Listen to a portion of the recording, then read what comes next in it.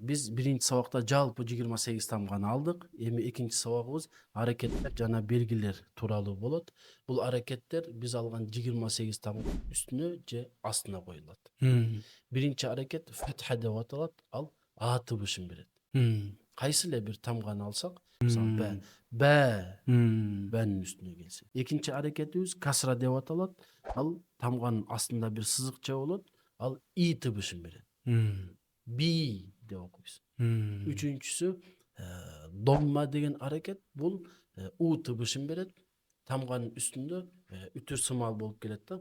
Ошол келсе бу деп окуйбуз. Бу. Бу. Анан төртүнчү сүкүн белгиси. Бул сүкүн тоголок болот.